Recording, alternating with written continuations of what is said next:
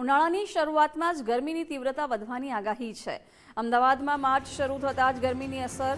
અમદાવાદનું મહત્તમ તાપમાન 34.2 ડિગ્રી નોંધાયું છે। ડીસામાં રાજ્યનું સૌથી વધુ 36 ડિગ્રી તાપમાન નોંધાયું છે। સામાન્યથી 3.5 ડિગ્રી વધુ તાપમાન આજે નોંધાયું। અપર એર સર્ક્યુલેશન સક્રિય થતાં તાપમાનમાં વધારો થયો છે। આગામી 3 દિવસમાં 3 થી 5 ડિગ્રી હજુ તાપમાન વધી શકે છે। 4 થી 6 માર્ચ ભેજને કારણે ડિસ્કમ્ફર્ટ ગરમીમાં વધશે। માર્ચમાં મહત્તમ તાપમાન સામાન્યથી વધુ રહેવાની શક્યતા છે। કચ્છ અને દ્વારકા સિવાય માર્ચમાં ઊંચું તાપમાન રહેશે। માર્ચમાં પ્રી મોન્સૂન એક્ટિવિટી રહેવાની પણ શક્યતા છે। રાજ્યમાં માર્ચમાં સામાન્યથી વધુ વરસાદ પણ નોંધાઈ શકે। जो मार्च अप्रैल मई के लिए इशू हुआ है, इसमें जो मैक्सिमम उच्चतम तापमान जो है अबव नॉर्मल रहने का पूर्वानुमान है और जो लघुतम तापमान है वो भी अबव नॉर्मल रहने का पूर्वानुमान दिया गया है।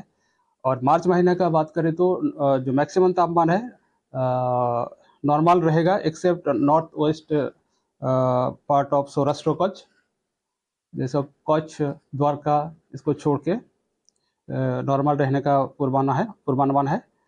जो लघुतम तापमान है वो अबव नॉर्मल रहने का पूर्वानुमान है मार्च महीना में।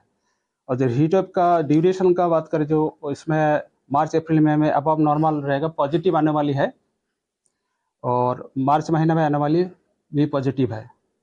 और रेनफॉल जो